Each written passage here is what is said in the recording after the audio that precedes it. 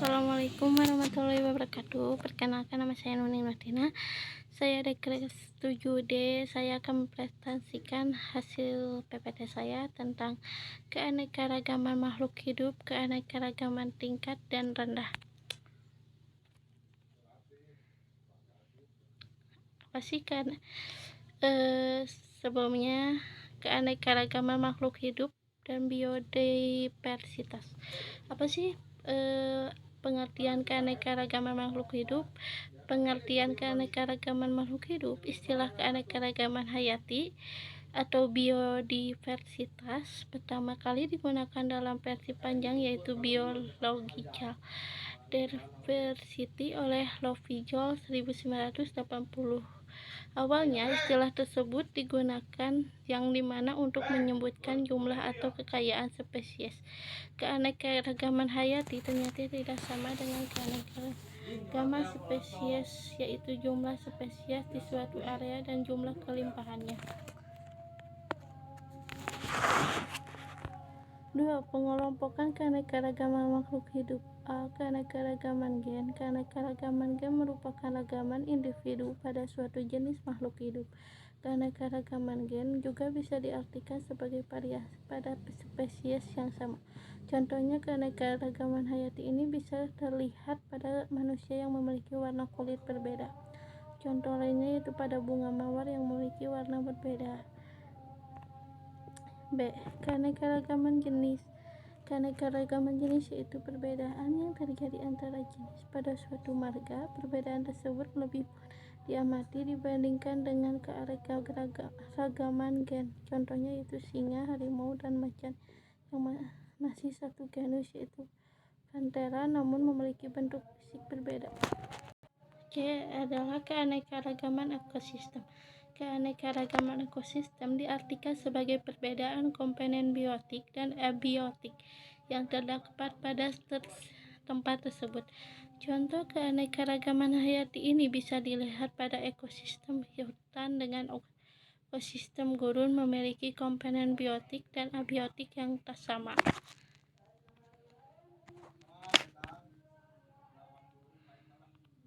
3. Faktor penyebab keanekaragaman makhluk hidup. Perkawinan, karena dengan adanya perkawinan dapat menghasilkan keanekaragaman. Dalam spesies yang sama terdapat perbedaan sifat. Jadi, perkawinan antara makhluk hidup yang berbeda sifat atau akan dapat menghasilkan keturunan yang memiliki sifat baru. Untuk persilangan tersebut dapat dilakukan pada tumbuhan-tumbuhan dengan cara persilangan buatan, yang mana tujuannya untuk menghasilkan sifat baru yang unggul. Contoh persilangan pohon terbentuk memperoleh bibit tebu yang unggul.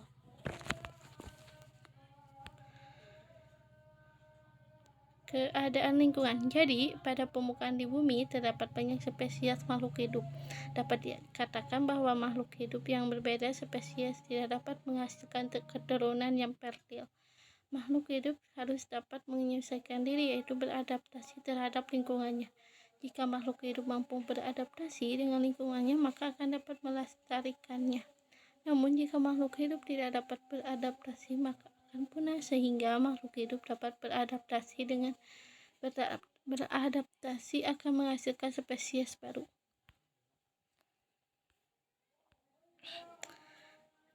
Terus di sini 4 ciri-ciri makhluk hidup. 1. Bernapas. Bernapas adalah ciri-ciri makhluk hidup yang paling umum dan utama dimiliki oleh setiap makhluk hidup. Bernapas merupakan proses menghirup dan mengembus udara. Ciri ini menjadi cara agar makhluk tersebut bisa hidup meski metodenya berbeda satu sama lainnya. Bernapas melibatkan oksigen dan karbon dioksida, di mana manusia biasanya. Di sini 2. Makanan atau membutuhkan nutrisi. Ciri-ciri makhluk hidup berikutnya ialah memerlukan makanan. Makanan menjadi sumber energi dan nutrisi yang diperlukan oleh tubuh. Nutrisi tersebut kemudian diolah dan menghasilkan zat-zat tertentu untuk dipakai oleh tubuh. Nutrisi dapat berubah menjadi tenaga atau energi agar tubuh dapat bekerja optimal. Nutrisi dapat diperoleh dari berbagai jenis makanan dan minuman. Manusia dan hewan secara khusus tidak dapat menghasilkan makanannya sendiri, hanya tumbuhan yang dapat melakukannya. Terus selanjutnya itu adalah bergerak. Bergerak menjadi ciri makhluk hidup berikutnya. Makhluk hidup memiliki sistem koordinasi yang bisa membawa tubuh untuk berpindah-pindah lokasi. Sistem ini terdiri dari otot, sendi, dan tulang untuk membantu menciptakan sebuah perubahan. Perubahan inilah yang disebut gerak. Umumnya manusia dan hewan bergerak dengan cara berjalan dan berlari. Sementara tumbuhan akan bergerak berdasarkan reaksi tubuh terhadap lingkungan. Gerak yang dihasilkan biasanya terbatas. Terus peka terhadap rangsangan. Peka terhadap rangsangan adalah ciri-ciri makhluk hidup yang disebabkan oleh nervous system pada makhluk hidup. Sistem ini bekerja saat makhluk merespon atau perubahan dalam lingkungan. Makhluk hidup akan menanggapi atau menerima berbagai rangsangan seperti bau, rasa, bunyi, cahaya, sentuhan, dan sebagainya. Reaksi dapat dirasakan ketika makhluk hidup memiliki sistem saraf, sistem hormon, sistem otot, dan alat indera. Terus selanjutnya itu ada tumbuh dan berkembang. Poin selanjutnya dari ciri-ciri makhluk hidup adalah tumbuh dan berkembang. Baik pada manusia atau hewan, ciri ini tampak mirip. Pertumbuhan dan perkembangan dilihat secara fisik melalui berat badan, volume, dan lain-lain. Pada manusia dan hewan, pertumbuhan dan perkembangan dimulai dari wujud janin, sementara tumbuhan dimulai dari jenis yang ditanam.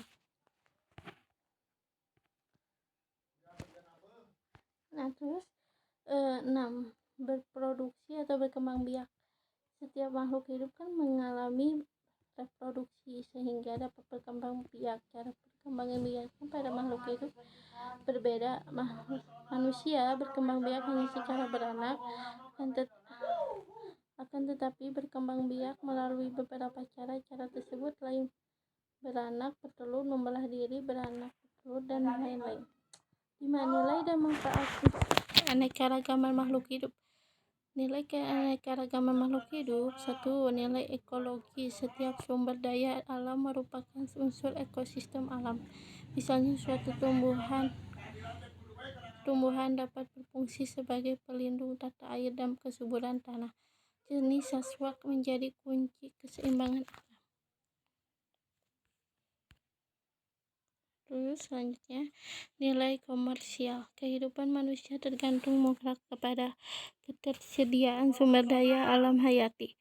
Keanekaragaman hayati mempunyai nilai komersial yang sangat tinggi. Contohnya penambangan katu untuk dijual ke luar negeri sehingga akan menambahkan devisa negara. 3. Nilai sosial dan budaya. Keanekaragaman hayati mempunyai nilai sosial dan budaya. Contohnya kehidupan masyarakat pedalaman yang tinggal di hutan. Kehidupan suku pedalaman ini tentunya turut menyumbang keanekaragaman budaya. Manfaat keanekaragaman makhluk hidup. 1. Sumber kehidupan. Manfaat pertama adalah sebagai sumber kehidupan manusia. Hal ini meliputi kebutuhan sadang, pangan, papan, hingga obat-obatan. 2. Sumber ekonomi. Sektor industri merupakan satu sektor pendukung berkembangnya perekonomian negara. 3. Membantu menjaga keseimbangan ekosistem. 4. Membantu mencegah terjadinya kerusakan lahan. Keanekaragaman makhluk hidup dapat bermanfaat untuk mencegah terjadinya kerusakan lahan. Baik jenis tanaman yang tumbuh di suatu lahan akan melindungi lahan tersebut dari terjadinya erosi yang disebabkan oleh air hujan. Keanekaragaman tumbuhan tingkat rendah. Pengertian tumbuhan tingkat rendah. Tumbuhan tingkat rendah merupakan kelompok tumbuhan berstruktur tubuh perkembangan organ tubuhnya sangat sederhana. Meskipun sebagian ada yang memiliki organ seperti batang, akar, dan namun bukan merupakan organ sejati. 2. Ciri-ciri tumbuhan tingkat rendah.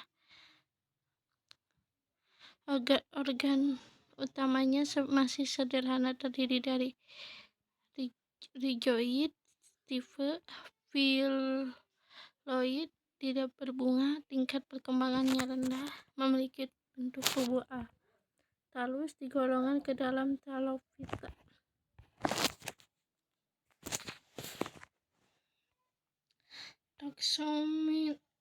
Taxonomy tumbuhan tingkat rendah. Divisi Pteridophyta. Pengertian Pteridophyta, tumbuhan paku, adalah divisi dari kingdom rantai yang dianggapnya menjadi akar, batang, dan daun jati serta memiliki pembuluh pengangkut. Pteridophyta berasal dari kata pteron, sayap bulu, dan phyton, tumbuhan, sehingga Pteridophyta merupakan tumbuhan paku yang tergolong dalam tumbuhan Chromis bispora. Ciri-ciri Pteridophyta. Tubuh utama tumbuhan paku adalah sporophyte. Sudah dapat dibedakan akar, batang, dan daunnya. Memiliki berkas pembuluh angkut berupa xilem dan phloem. Berkembang biak dengan spora yang terbentuk pada sporangium. Letaknya ada di permukaan ventral atau di ketiak daun. Mengalami metagenesis. Klasifikasi Pteridophyta. Pengertian Pteridophyta sering dikenal sebagai tanaman pakis.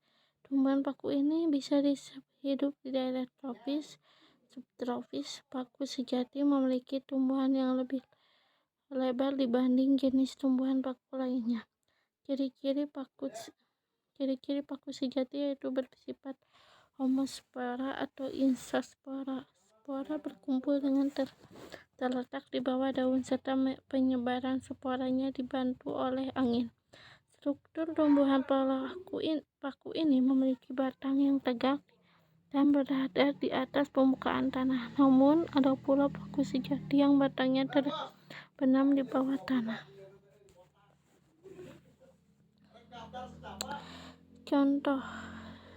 Contoh Pteridophyta adalah Suplir.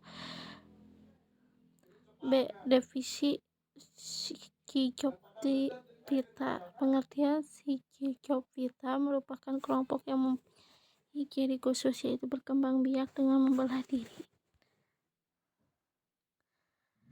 Adapun ciri-ciri umum dari kelompok ini adalah berkembang biak dengan cara membelah diri, tumbuh terdiri dari satu sel, protoplas belum terdiferensiasi dengan jelas, sehingga inti sel dan plastisidanya belum jelas.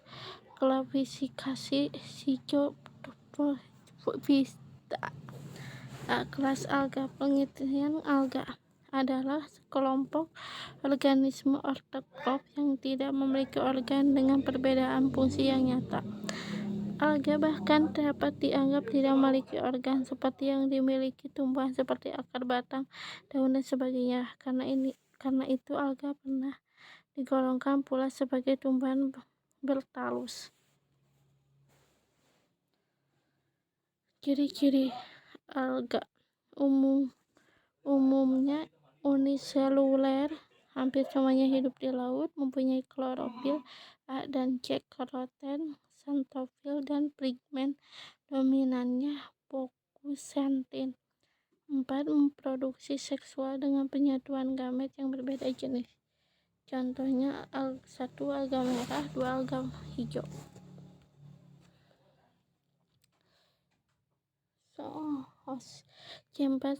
C4 sebutkan ciri-ciri alga beserta contohnya. Ciri-ciri alga yaitu umumnya uniseluler, hampir semuanya hidup di laut, mempunyai klorofil A dan C, karoten, xanthofil, dan pigmen dominan fokusentin. Reproduksi seksual dengan penyatuan gamet yang berbeda jenis. Contohnya itu alga merah dan alga hijau.